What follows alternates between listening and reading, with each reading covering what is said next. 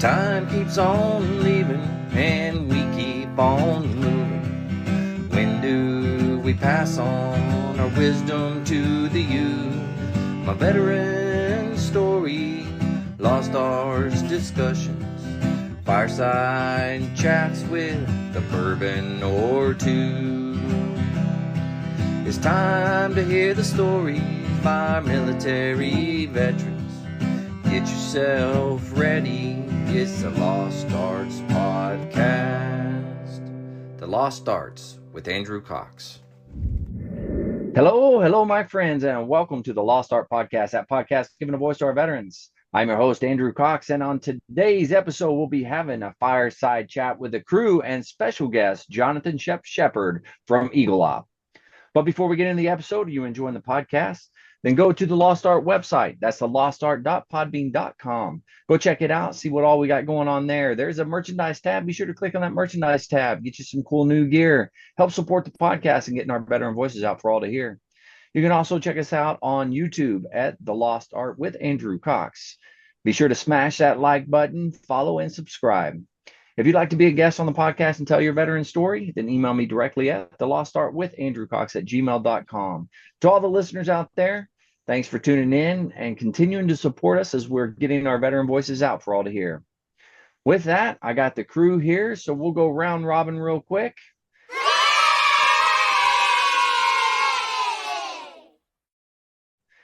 So we'll start with Mark. Mark, how you doing? I'm doing great here in sunny Southern California, and it's been a heat wave actually. So we've been in the upper 90s here, but as they say, it's a dry heat. But the great thing about here in Southern California is that sun gets kind of low. It'll drop down 25 degrees within a matter of a half hour. So then it gets very comfortable. Yeah, very true. I like it.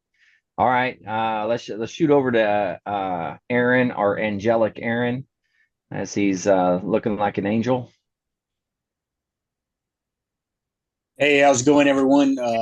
Doing good myself. Had a great 4th. Put on a little firework display for the little street that I'm on. Started having neighbors pop out like, what's going on? And they all pulled up like a little picnic area and all sat there and watched the fireworks for a little while. I did catch my recycling bin on fire. Long story short, I did not listen to what I was told by my wife, and I put what I thought was burned out into the trash can. And next thing you know, we look over and it's smoking. So very nice. Other than that, all is well. That's when you know you had a good 4th of July right there. That was good. All right. Krista, how you doing? Absolutely outstanding. Down here, Paris Island, training Marines, getting it done. You know how it is, right? No, it's good. Right. We're hot. We're smoking. I wish we could have said we put something on fire, but we didn't. No, we're doing well. We're just sipping the bourbon, keeping it easy, right? Very nice. Yeah, as it should be. That's good. Mm-hmm. All right, we're gonna go over to good news, Mike.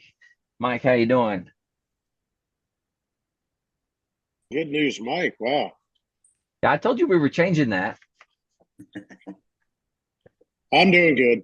Busy week, long week, but in a day I can't complain. I still have a job and I'm still here. So wow, can't complain about that. Yeah, that's good. I didn't get to burn anything or light anything on fire or anything like that. But I mean, hot as blazes, just like Krista said. But we've had a lot of rain in the last week, so my yard is it's been green. Unfortunately, my water bill's proven that fact, but I haven't had to apply to my water bill in the last 7 to 10 days, so it's good. All right. Well, that's going to be fun. Yeah. Well, how much rain are you getting? Do you know in inches? Does it say? No, I don't. No, I haven't paid attention to all that, but at least every other day we're getting, at least a good hour soaking, no big storms, but just a good soak. Then the Yeah, it's clouds always go away and the sun pops out and it's miserable and muggy and humid. And then, it is what it is. I miss the old days of Camp Pendleton, Mark, where, you could sit out even on base housing and look out over the way to the ocean, and you had to go put a hoodie or a sweatshirt on because you're like, dang, it's cold out. very nice. Yeah. All right. Well, we have our special guest with us today. This is Johnathon Shepherd from Eagle Ops. How you doing today, Shep? Doing good, sir. Awesome. Yeah, go ahead. Go ahead. I was just going to say, intro-wise, obviously, Johnathon Shepherd. I do go by Shep, obviously, Marine Corps abbreviates just about everything. You know how that goes. So whether it's an acronym or just shortening your name. So just made it easy, I guess. So better to go by Shep than many of the other names I was called. So. Oh, that's a good point. Yeah. Very true. Well, hey, why don't you kind of tell us a little bit about everything that you got going on with Eagle Ops and kind of start it, where it comes from and how you started it and those types of things. Yeah, sure. I'll try to make the quick version, being that we've only got an hour or so. Yeah, that's all right. Yeah.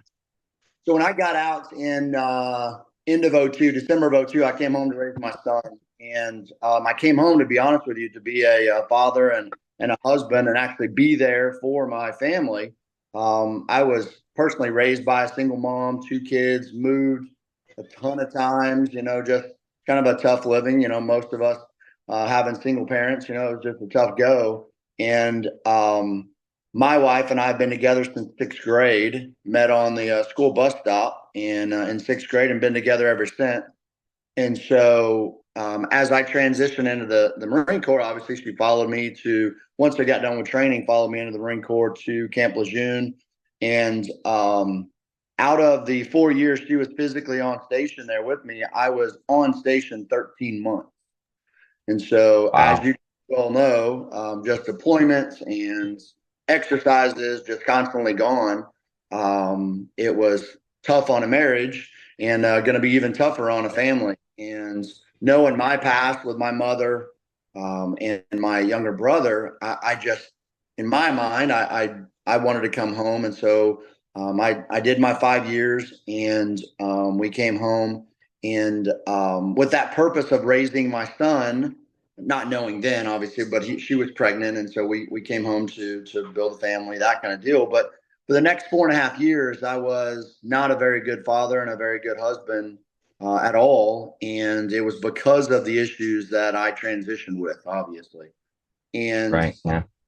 I had and went through my own personal battles. And I found myself for the first 4.5 years in the bottom of a bottle, dealing with my own issues. And like many of us do, I did not confide in those who were around me, i.e., my own wife that had been with me through everything. And I had a very tough go of it. And finally, about 4.5 years after I got out, she drew a line in the sand and said, "I'm not bailing your ass out of jail again. Like, I'm done. You're either going to get help or you're moving on." And that means you built a house for me and our son, and you're leaving. We're not, kind of situation. And that was my kind of come to Jessica, come to Jesus meeting situation. I like that.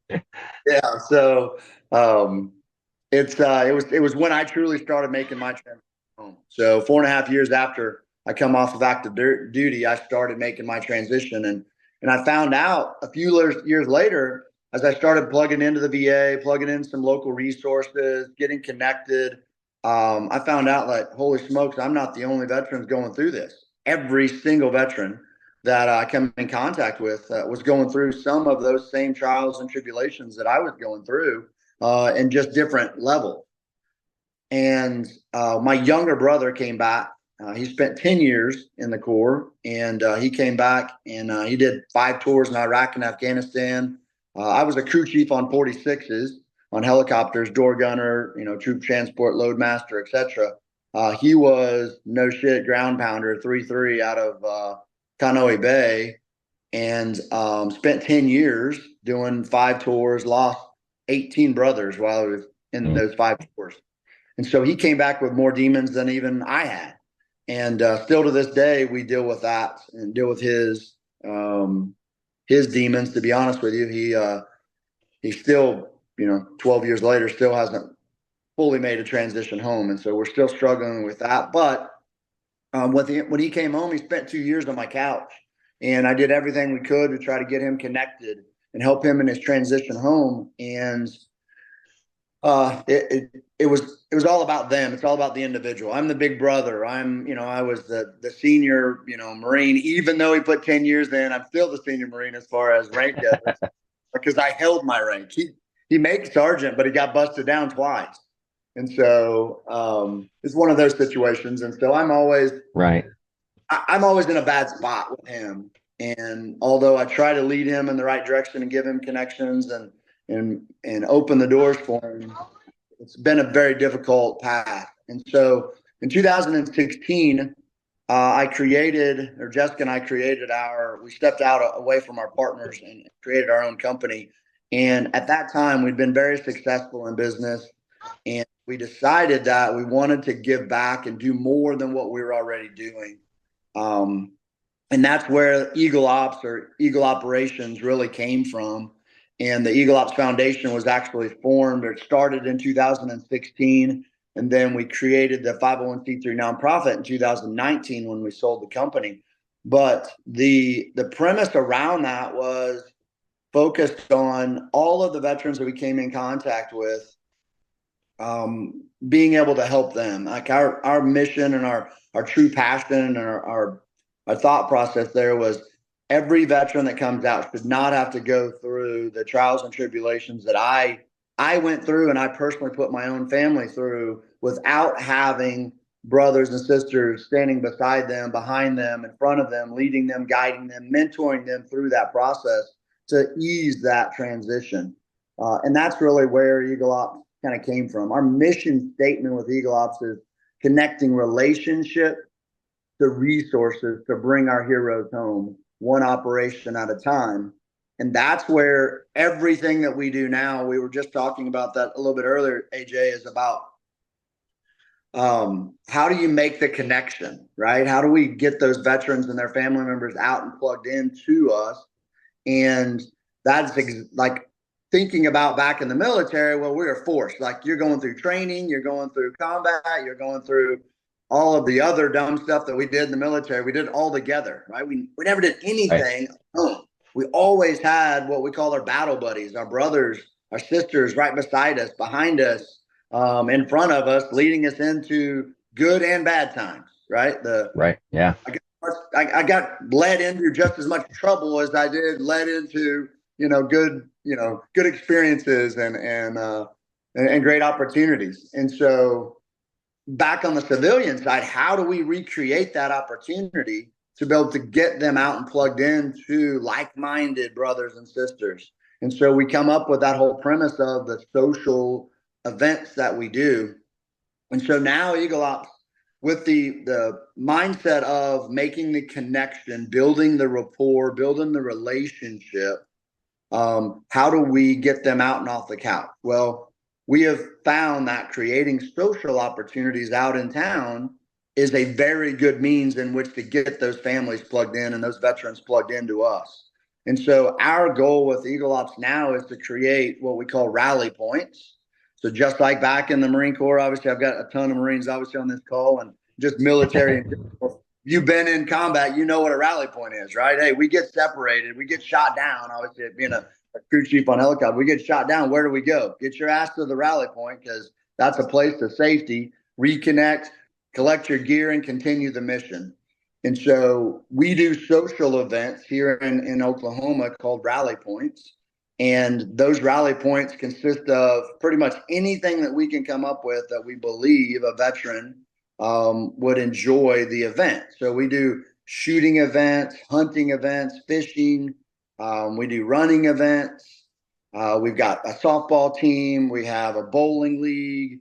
We just started wake surfing out at the lake. We start wake Wednesdays. And so we literally have spot for 20 veterans to come out, or their family members to come out and go wake surfing with us twice a month on Wednesdays, Wake Surf Wednesdays. Just started that rally point literally last week.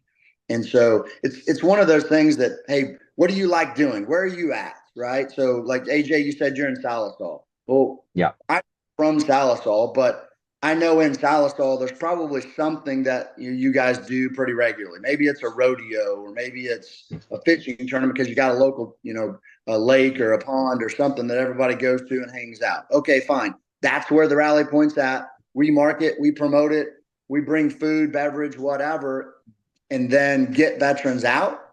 We say a little spiel about Eagle Ops, what we are about, who we are, why we're there, and then we have on the backside, which the sad part of a lot of what we do is really focused on suicide prevention, and so stopping veteran suicide is one of our premise thoughts there, and the connection. All of the studies come back to the number one, number two factors of suicide across the board is loneliness and isolation.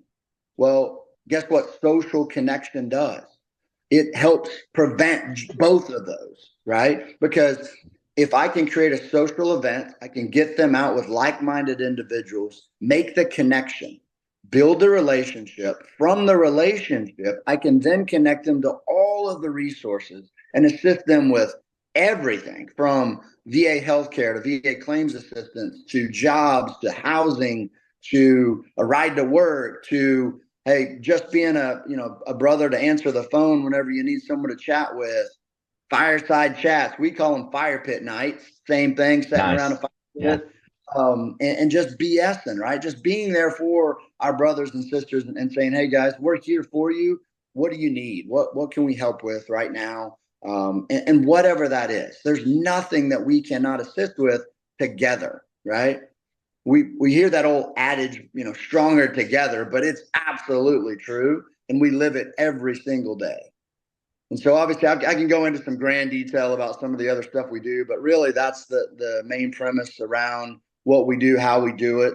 And we've done it so much and so consistently. 2 years ago, we got a call from a community partner and they said, hey, Shep, there is a VA grant that's coming out. Actually, it's 2 years ago. And it was the Staff Sergeant Parker Fox Suicide Prevention Grant. It is written for everything that you guys have been doing for the last 6 years at that point. And I read it and I was like, absolutely, you're absolutely correct. And so we ended up going after it, but we partnered with Oklahoma Veterans United because I told them that I wanted to be good at what we're good at. Let us continue to do the social events, which we're really good at. I don't want to be a case manager. I don't want our crew being case managers. You hold the current state SSVF, Supportive Service for Veterans and their families. They have case managers. You hold it. We'll be a partner. We'll be your sub, in essence, your contractor. We do the social outreach. We'll bring veterans in. We'll connect them to you and your case managers. You'll be in essence, our back office. And let's go after this grant. And sure enough, we're going into year number 2 of that grant. Actually, we're going into year number 2 as of September. And looking at year number, we've actually submitted for year number 3 on that grant. But the grant, what it did was, so back up just a bit, Jessica and I have been doing rally points and everything Eagle Ops on our own time, on our own dime since 2016. Nights and weekends, it was on ours. So we'd work day jobs, and then in the evening time, we would create those rally points, those social events, bring veterans out, get them connected to us, connected to other resources. Well, a year and a half ago in January of 23, we made the transition from literally doing it pro bono. We'd had the foundation, but not one paid employee. Because of that grant and now the contract that we have under that grant, we're required to have full-time employees.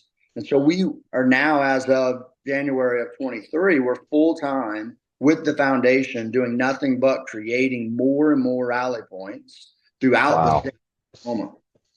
And so currently we're running probably 15 to 20 on any regular basis for about 6 straight years, 15 to 20 rally points, social events in Tulsa County. Now with the grant, because we're able to do so much and focus on it full time, we're not only in Tulsa County, we're actually branching out, and we have on our list right now 36 counties, so pretty much half of the state, close to half the state, 77 counties in Oklahoma, that we're focused on bringing rally points to those 36 counties. And once we get established there, then we'll roll west or further west to blanket the rest of the state. And our premise is very simple.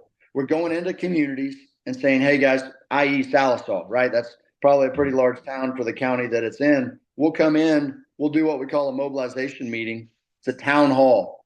What is Eagle Ops? Who we are, why we're there. The ask to the community is identifying veterans in the community. Hey brother, hey sister, are you interested in joining the team, being a coordinator for Eagle Ops and our mission? Here's the backing that we provide. I'll provide you as a veteran with a script.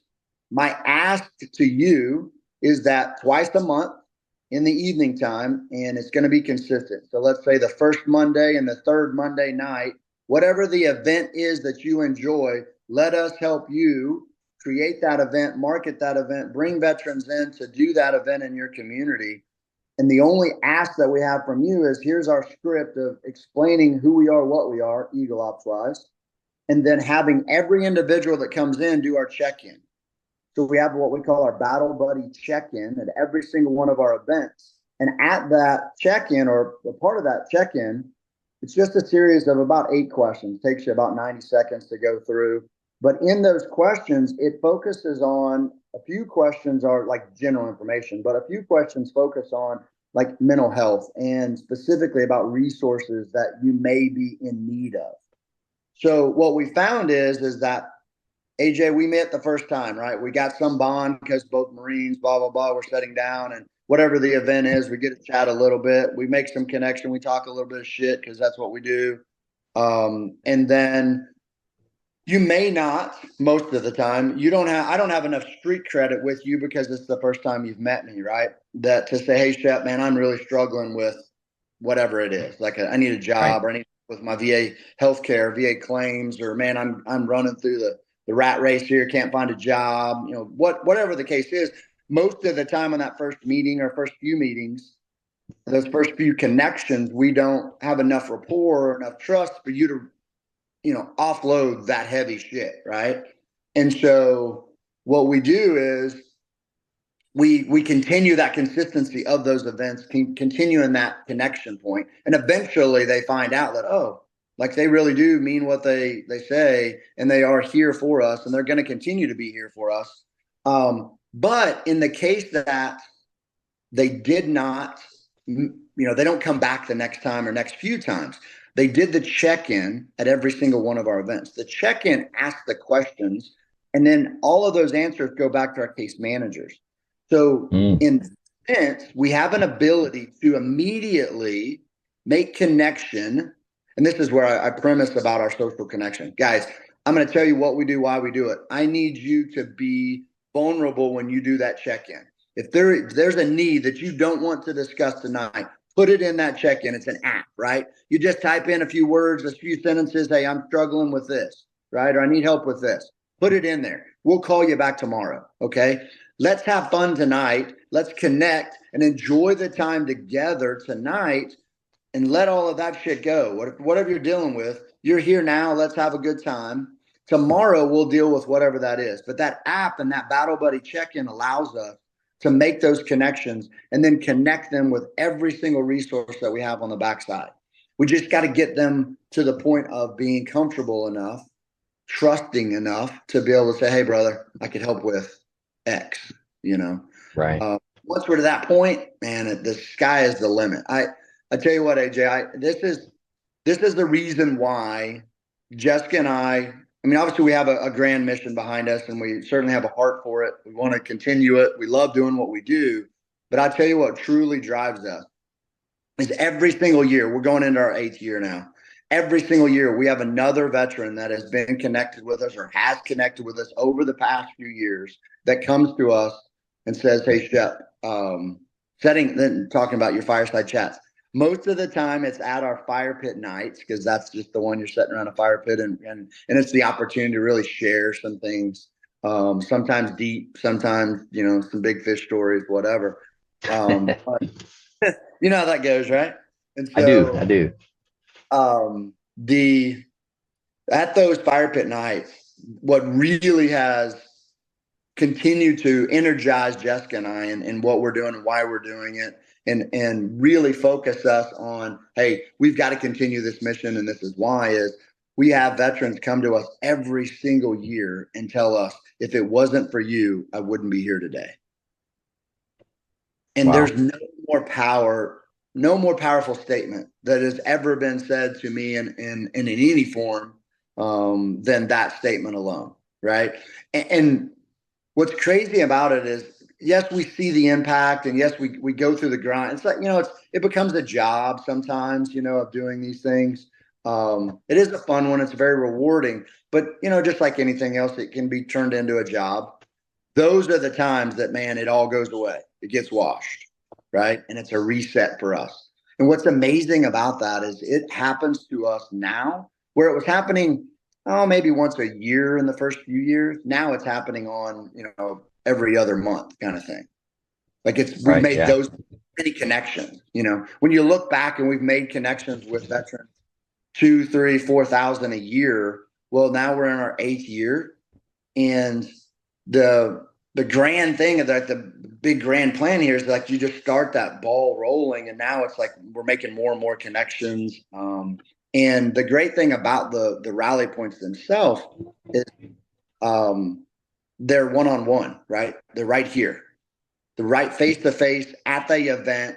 And I can't mass market that, which sucks, but it would lose its meaning if I could, right? Because it's be heart to heart. It's got to be face to face. It's got to be at those events where you really make those connections. When we say that we've got a battle buddy, still today, I've got Marines, I know you do too, across this country, that I would call, haven't spoke to in years. If I called them today and said I needed help, they'd be here. Right. Yeah, absolutely. But the only way that you can make those connections and be that deep, be that well connected, is, the old blood, sweat, and tears, right? We went through it together. And we always have each other's back, and we'll always have each other's back. It's a little tougher to create back on the civilian side, especially at a fun event, right? And so the only way to do that I found, is be consistent in those events, consistently telling the same story, night in, weekend, month after month, year after year. Brother, we're here. You just got to open up enough so we can help. So I'd not take up any more time, guys. Obviously, I love chatting about this. Obviously, I have a heart for it and a passion for it, and I could talk about it for days. And we've got just a lot of cool stuff going on right now, especially with the evolution of our mobilization meetings going statewide. Evolving from just one county and having so many veterans kind of connected here in the Tulsa County area. And now we're starting to branch out to these other counties and give opportunities to veterans that are out in the rural areas they did just like me, came home and isolated out in middle of nowhere, bought some land, and then finally got smart. And, actually my wife smartened me up and said, "Hey, we're moving to town." The resources that happens. Yeah. Awesome. Well, hey, as you're doing this, and I've found, even through like the podcast, whatever, and having people on, and that connection happens fairly quick. A lot of times, especially if it's, another service member, as you're talking to another service, they seem to open up a little bit more. And what you're saying is bringing them in that face to face. I mean, that you can't beat that. I mean, it's great being able to see you on here and stuff like that, but it's not the same as that face to face. And I think that's a wonderful thing that you got going on there. Yep. It's been very positive, that's for sure.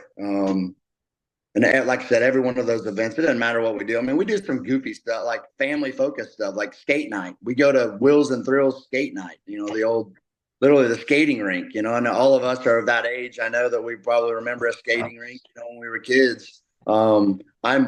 I'll turn 47 this year, and I assure you, I've got speed skates on, and I'm out in the middle of it, you know, still trying to shuffle skate, busting my tail, you know, on a regular basis. But I still act like I'm in my teens sometimes.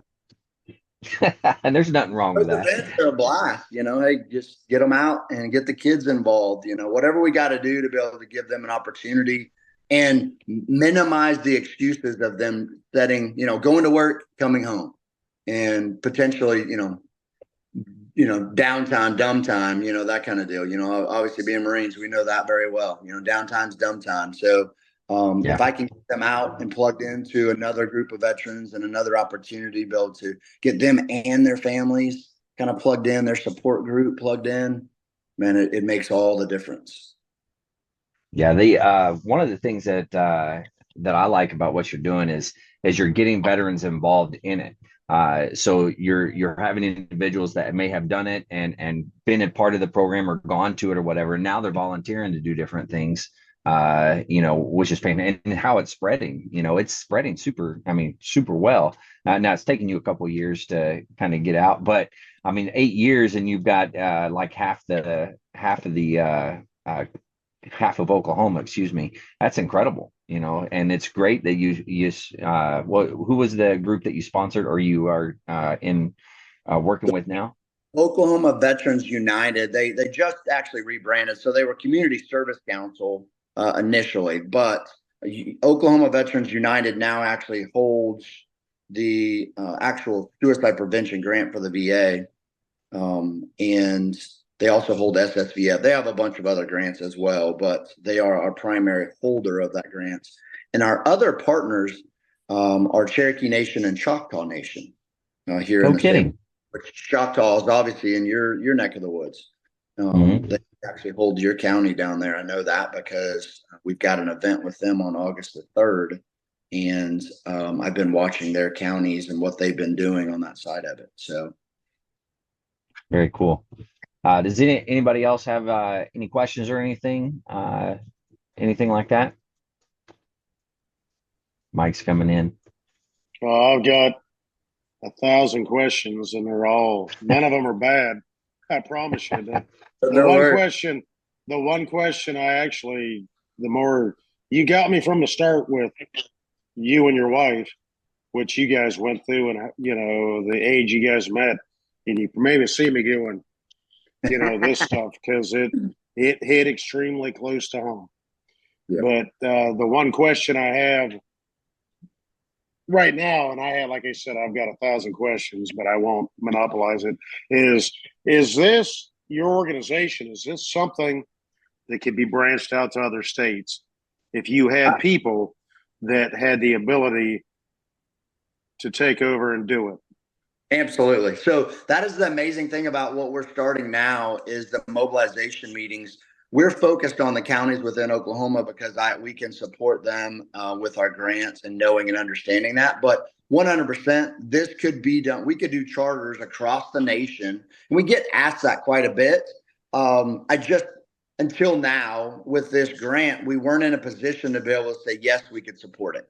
So I absolutely wholeheartedly could say, absolutely, we could support it. And this is how, right? Because the simplistics of when we very first started all of our rally points, there was something small like fire pit night, right? Well, obviously, right, this time of the year is no good for fire pit night. We actually do fire pit night from September through April, okay? Because of obviously the sun setting, like nobody wants to be out until freaking midnight, 1 o'clock. So at least, you know, I'm getting to that age where I actually need a few hours of sleep and recharge. So those days are long gone. And so I want to be in bed by, 11 at minimum. I'm in bed by midnight. Right. So we want to do fire pit nights, but that would be something I could do any community, any place, any climbing place across the nation. We just need a veteran or a few of them, what we call coordinators, to say, hey, I'm here and I will be here and I will commit to 1 night a month, 2 nights a month. And then we would back them up by promoting, marketing, that kind of thing on that side of it. So absolutely what we do is not special. it's just well focused now. Whereas before it was really just get them in front of me being myself, and I'll connect them with all the resources. Now we actually have resources behind me to be able to back me up, the case managers to be able to open those doors up and really get veterans plugged into more resources than we just connect with too many veterans now on a weekly basis. I can't keep up with it personally. You know, when we're connecting with 200-300 veterans every single week with these rally points that we're doing, I can't personally talk to everyone. I don't have enough time in the day to build. I want to, I just don't have enough me's, you know. Very true. Managers and all of that stuff, we have the ability to really make a difference in many more lives and many more veterans, get them connected. So if let's say Mike or whatever, a veteran wants to do this, because Mike's in Georgia, how many individuals would you say it would need to be in order to kind of start one in their area? Was the one person good, or do you think more? Jessica and I did it literally for 7 years on our own with the two of them.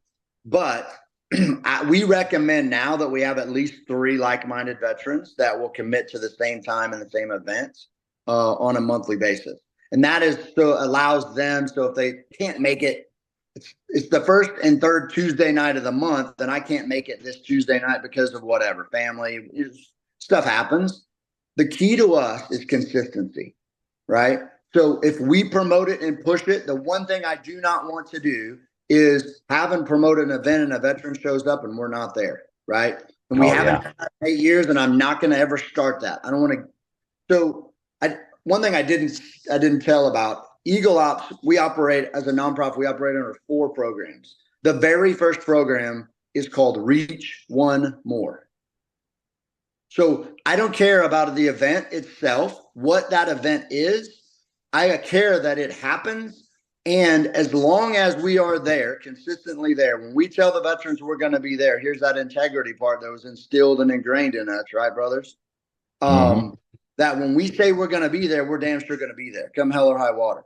So I always back up in 3s for those events. So we find 3 veterans in a community to say, hey, I'm there and I will be there for this time, during this time, and commit to that. Once we have that commitment, then it's just a matter of, okay, what's the event? What do you guys like doing? Is it a cornhole tournament on the first week of the month and the third week of the month? Is it a horseshoe tournament or a dart tournament? We don't care. The event's irrelevant to us. It's just the consistency of it happening. And to be honest with you, it doesn't even happen. Most of the time we have the same location, same time. So 6 to 9, Monday night, first and third Mondays, we're going to be there. Come and join us, right? It just makes it easy for marketing. And to be honest with you, let's go back to Jessica on this side of it. When we very first started, we started getting involved. We said yes to everything, right? And so we started these events and we started having them so damn often. And they weren't even our events. We were just joining others that were doing stuff in town, but it was every single night of the week. And eventually it became every single night of the week, every single month. And so you just get burnt out. And we still, at the time, 8 years ago, our son was still in high school. And Jessica, obviously still being a mother, wanted to spend time with her son and be a part of his life. And we're literally dedicating evenings and weekends to this nonprofit. And so she finally said, we cannot do this anymore. We need to create a schedule.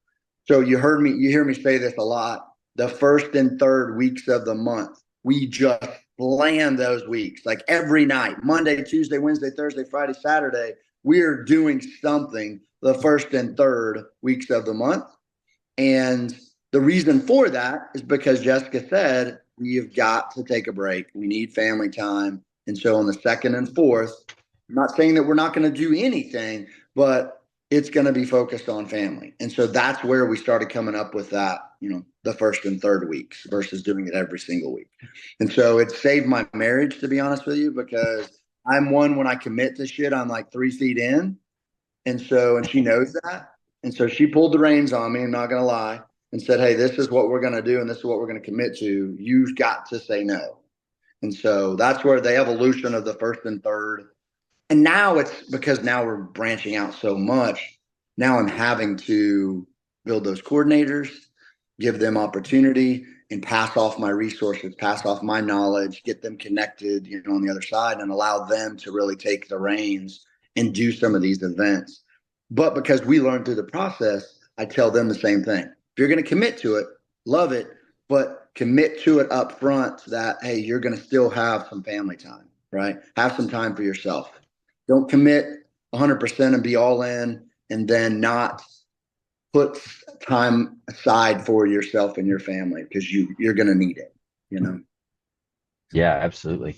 I really like the how you partnered and everything, because we find, or I find myself sometimes sitting in a position where I'm talking to people, and then I feel like, oh man, I'm your counselor all of a sudden. And I'm like, I don't want to, I don't want to say the wrong thing, or give you bad advice type of deal. So it's kind of, you're walking a fine line, whereas, when you're a Marine and you're talking to your Marine and, you're giving them advice, you're doing things and stuff like that, but a little bit different, where I'm in the position I'm in now. But I still want to help, and you have those resources right there, which is fantastic. Yeah, it is a tremendous value on that side. That's the one thing that I've learned over the years, to be honest with you, is that, bro, I'm not the crying shoulder kind of guy. Like, you're going to come to me, and I'm not saying I won't listen. And I've done a much better job of it over the years to learn this process to be able to actually listen. My issue is that I am built as literally, I want to solve every issue. So as soon as you get past the tears and all of the other stuff that you're telling me about, and I find an issue that I can solve or I can create some sort of solution to, that's where my mind goes. And I've literally stopped listening to anything else you say. And so I've learned that over the years that, guys, I'm not the crying shoulder, but I do have those guys that can help you and gals that can help you. I'm just not that guy. I'm going to be your solution provider. I'm going to be your resource and your connection to open the door, mentor you, guide you through this process. I'm that guy. I am not the guy that's going to be able to give you any type of mental, I can tell you my story and I can help you through that process and how I got through it. But me trying to guide it, give you guidance, not it. There's people out there that can help you with that. I got those people in my back pocket. I'll connect you with those. Not me. Yeah, you know your strengths and weaknesses, right? Yeah. I had to learn them, trials and tribulations through the process, because I've got myself so deep, kind of like AJ. You feel like, damn, I'm the counselor now, and that's not a good place for me, because I get so drawn in. I'm very emotional on that side of it. Obviously, I get worked up very easily. Very passionate about what I do, and so when I get drawn into that, it affects everything for me. And so Jessica has been my rock on that side to go, okay, you cannot do that. You need to be good at what you're good at. Stop doing this, do what you're good at, and draw the line, Yeah, absolutely. That's one thing. That's one thing that I got pulled into. Not to say it's bad, but completely agree. And Andrew knows me, but I'm not. I'm the same way. I'm going through therapy and that, and I literally look at the therapist. I'm like, just tell me what I need to do to fix myself. Just tell me what I need to do. And she goes, I can't tell you what to do. I'm like, and I'm literally knife handing at her. I'm like, just tell me. And she's like, put your hand down, but holster the weapon. I got sucked into that. A good friend of mine. And when I say sucked in, that's a terrible way to say it. But I spent days, daily, weeks, and literally driving home late at night from work, sitting on the side of the road talking to this person.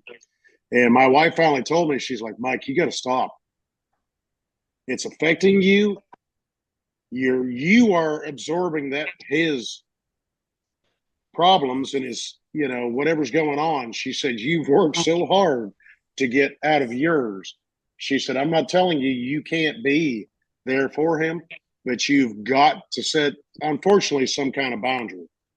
Right. And unfortunately, that's just who I am. It's tell me how to fix it. I'm not necessarily the person to tell you how to fix it, but I'll listen to you. And by nature, I become protective, and my wife will tell me that, I become protective, and I start to absorb, she's having a bad day or she comes home and I start getting upset. for her. And she's like, I just need you to listen. I'm like, okay.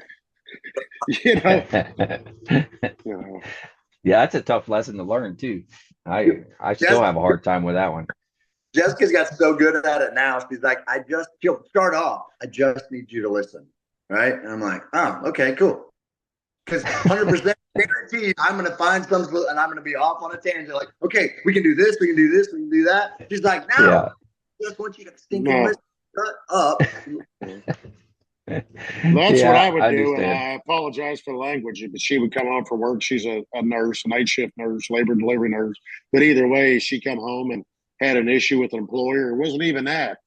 I even say it so much as like her mother, just would send a random text to her and she'd start going off. I'm like, well, that bitch needs to stop. And she's like, Mike, just stop. Just stop. Just listen to me. I'm like, I had to learn that also. And it's like, okay.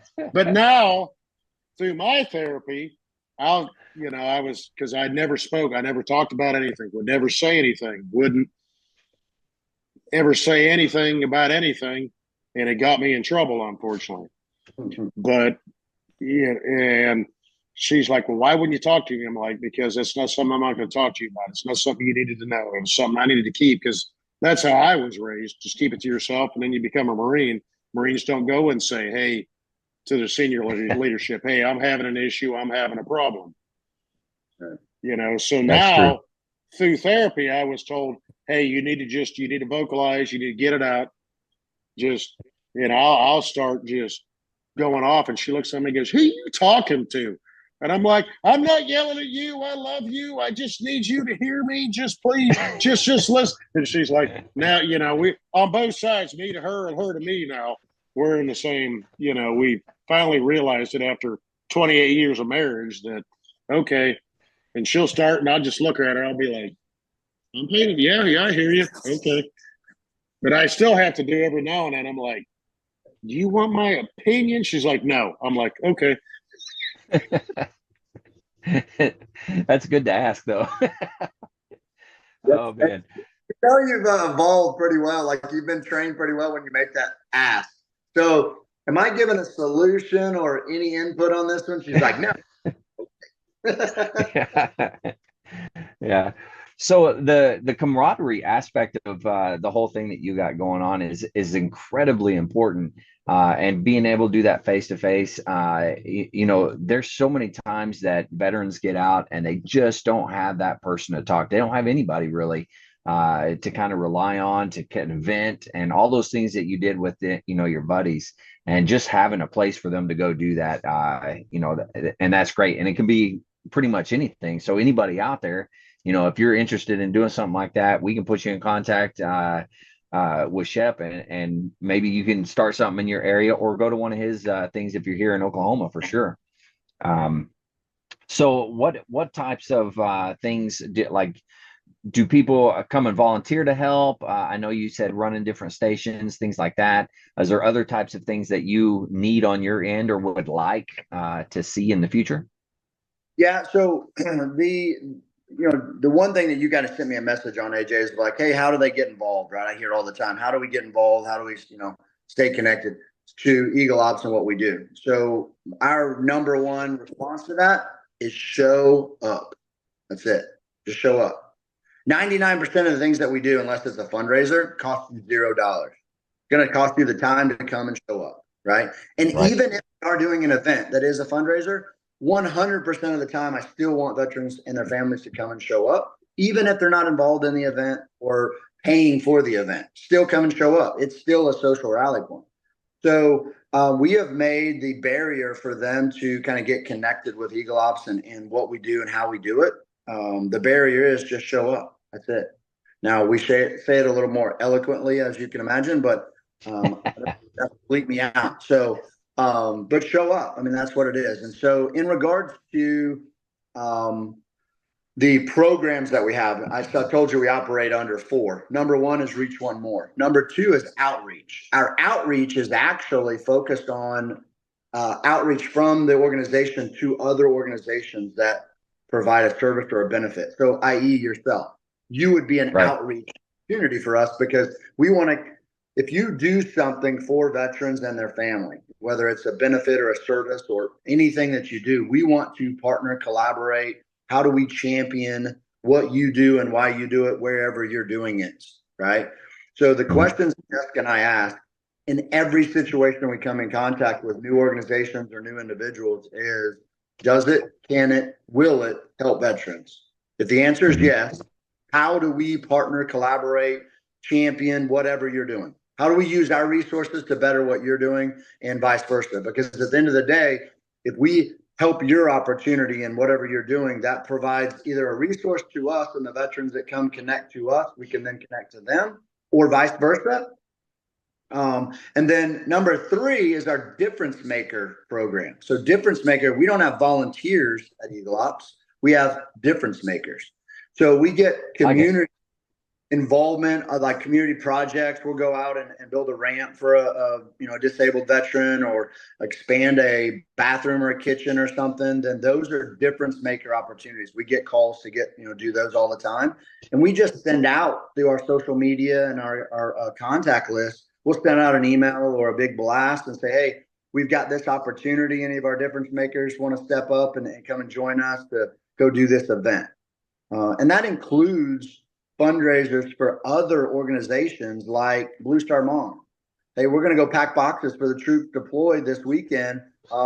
We need 15 difference makers to come show up at Blue Star Moms over here in XYZ town. We're going to pack some boxes on Tuesday night or Saturday morning or whatever it is. And we typically pack the place every single time.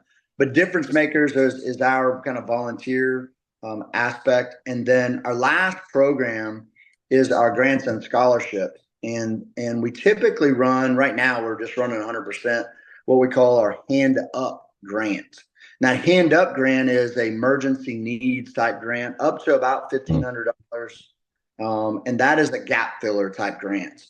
And so we do it directly to vendors and things. So let's say that just something happened, man. I paid my rent and, whatever happened, XYZ happened and I wasn't able to pay my utility bill, right? I'm behind on my utility, whatever. I lost my job and now I need to make my car payment. So those are type of emergency needs that other organizations that are out there that you could go and fill out a grant for might be able to help out, but it's a longer process. It might take them a month or two to be able to grant that.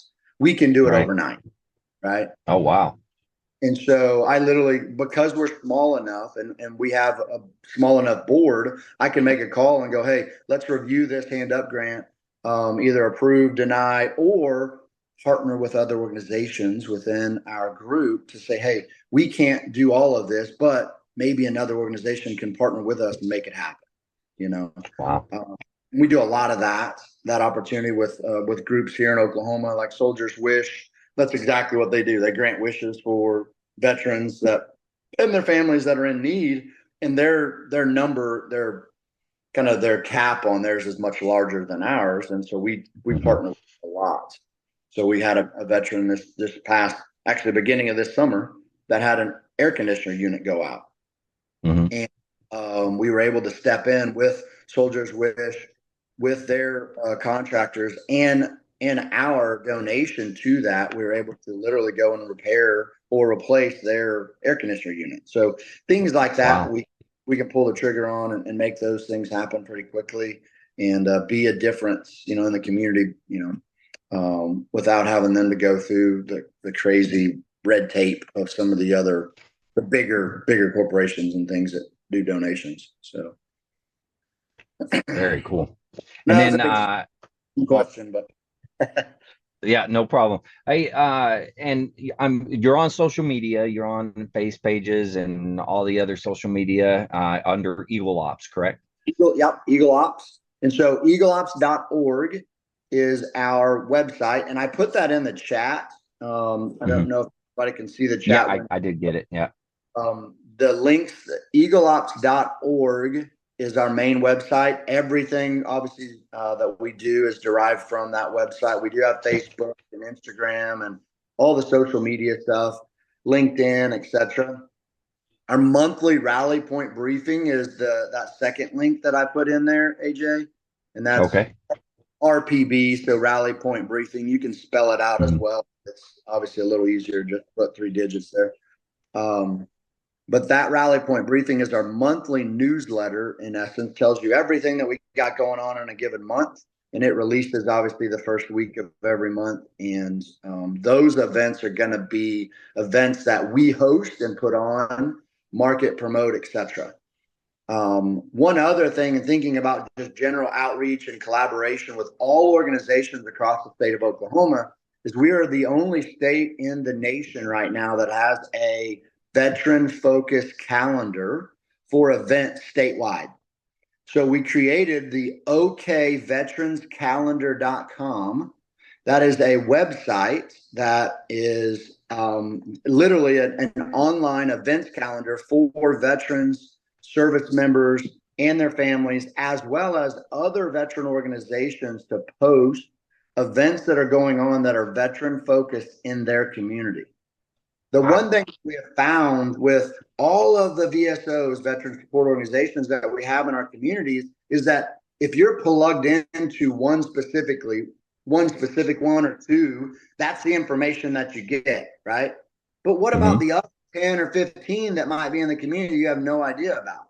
And so with that in mind, especially with all us doing social events, I don't like stepping on other organizations' toes, because if I'm in this town and we're doing an event, I want to make sure that most veterans can come to our events and the other events. And so the event calendar allows us to actually have the VSOs post their events, we post our events, and it allows us to kind of move things around. So if they're having a big event on Saturday, then maybe we can move ours to Friday night, if it's in the same area, right? Now, if they're across the state, they're an hour apart or something, I'm not so worried about those. But if you're doing a big veterans event in Tulsa, and I'm doing a big veterans event in Tulsa, I would prefer not to have it on the same damn day, right? So we can move it around. And the only way for me to know that is if I'm plugged into that organization, or we have a centralized location to where all those events are going. And so we created the okveteranscalendar.com as a one-stop shop for all veteran service members statewide, all organizations statewide, to post their events so we can all collaborate. We can all plug into those events, no matter where you are in the state. Absolutely free for the organizations to actually be and post those events on there. They can use it as their own home base. They can export it. They can, I mean, if you go to okveteranscalendar.com and actually click on any one of the events, the back office is super cool. Like, hey, I'm really interested in this event, but it's 2 weeks out. At the very bottom, it's a one-click link to add it to your calendar, whether you use Outlook or Google or iPhone, or there's like 3 different, Yahoo. You just click on that link, it automatically creates a calendar invite for you. Save it, it goes right to your computer, right to your phone. So ease of use, super easy to upload, absolutely free to post your events. And obviously we push and promote it, statewide for every single organization to do so. So. Yeah, and I just pulled it up actually. So I'm looking at the calendar, and it has a submitted event. You can search for the event, those types of things on there as well. I mean, it's a great calendar. And yeah, you said you can import it into your calendar as well? Yeah. So what we do is, if you can import it into RSS feeds and then API, you can import it into your own. Let's say that you have your own, let's say VFW, American Legion, whatever, VSO, right? You have your own website that all of your membership go to right now. Well, I have a calendar myself, but I want to use the OK Veterans calendar as well. But now it's double duty, right? I'm putting stuff on my calendar, I'm putting stuff on your calendar, and I'm having to double that. So I have convinced organizations to stop using their calendar at all and just use the OK Veterans calendar, because actually do an import into your website of just your organization's event. So what we do is we create an organization tag for that organization from the website.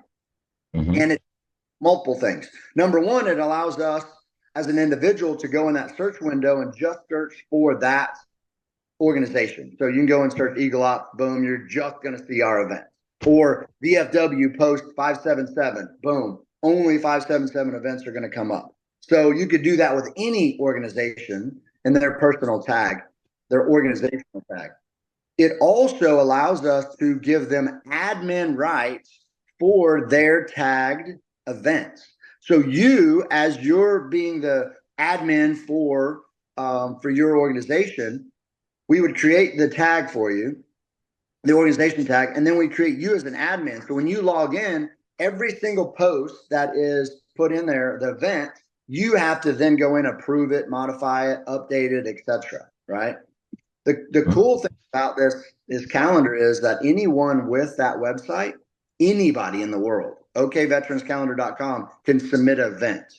But only admins on the backside have the ability to approve it, to post it to the calendar, right? So we do a little bit of, we have some ability there to be able to go, this is not veteran focused, delete, right?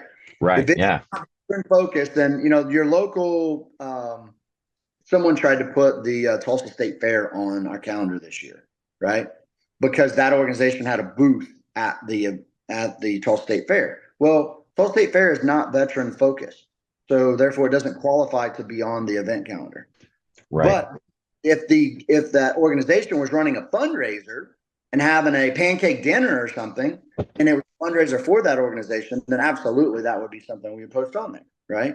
Or an event for the community that's veteran focused. But that's where the admins come into play, and it's not just our admins. It actually relieves us of some of that duty, right? Provide you with an admin of your own organization's event. First off, you'll use it because now you have the ability to modify, update, approve. Right. You're not having to send me an email going, "Hey, Shep, I meant 09, not 08. Can you change that for me?" Right. Well, 300-400 posts every single day, coming in, and I've got to go in and change a single date or a time on half of those. Like, I just can't do that, right?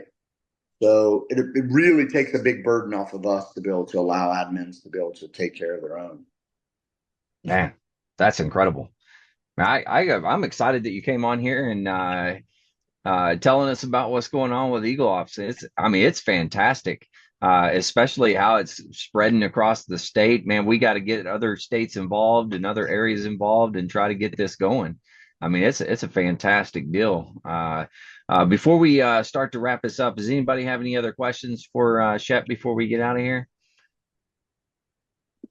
Nope. No, yeah. Just one comment and kind of echoing what Mike was saying. You already answered about it, but definitely a lot of like-minded, individuals here on this meeting, and obviously you've already mentioned some that you've worked with, and we know quite a few of them. But great things that y'all are doing there. I kept the whole time when you published the link on there, I was like surfing through the link. You probably see me looking, and maybe I can ask a question. You answered everything, so I absolutely appreciate it. So that's all I wanted to comment on. I'm a bit of a storyteller, so Jessica's like, I ran in. Yeah, we are. You took some time off our. Yeah, you took some time away, but in a good way. In a good way, that is. Yeah, very nice. All right. Well, hey, Shep, we do this thing toward the end where we have words of wisdom, and we kind of go around, and everyone tries to beat Mark in words of wisdom. He seems to be the ringleader and just really comes out with some great stuff. But we're going to go around and have everyone go.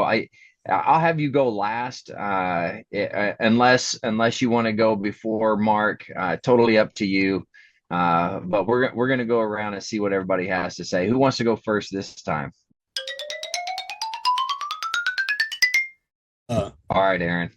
So just so you know, Shep, I'm the young one of the, so I'm the one that can't shut up half the time. So kind of in line with this right here, if opportunity doesn't knock, build a door. Ooh, that was good. You give Mark a run for his money this week. That's good. All right, Mike, go ahead. I don't know if it's that good. but I was reading an article a couple days ago, and I was taking vigorous notes.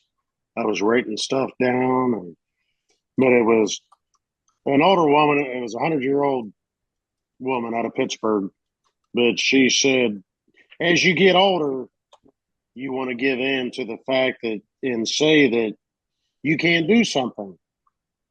But how do you know until you try it? Age is just a number, and quit saying I can't do it. Yeah, I like it. That's good. All right, Krista, you got something good for us? Okay, it's silly. My only advice is to stay aware, listen carefully, and yell for help if you need it. Yeah, I've definitely yelled for help many a time. All right, Shep, you want to go now, or you want to try to beat Mark here? What do you want to do? I set a tone. I think I'll lead into this one. So this is a life Okay. lesson I've taught my son, and I've literally lived by my entire life. And it's just a short little thing, but it's very simplistic. Do it because it needs to be done, not because you're asked. Ooh, that was good. Yeah. Oh man, Mark, I don't know. What do you got, Mark? Are you gonna beat us all or what? Oh, no, he can't beat us because he didn't unmute. Okay, there I am. I'm unmuted. Now, I've been in the helping other people arena for a while, not only as a leader of Marines, but afterwards in those not-profit organizations that I'm in. And we all learned it as leaders in the Marine Corps about difference between empathy and sympathy. Because empathy is putting yourself kind of in the other person's position, feeling what he's feeling, and then seeing what state he's in, and then going looking for areas to assist. But there's the difference because empathy is different from sympathy. If somebody comes to you just wanting sympathy, you tell them to look in the dictionary. It's right between feces and a sexually transmitted disease.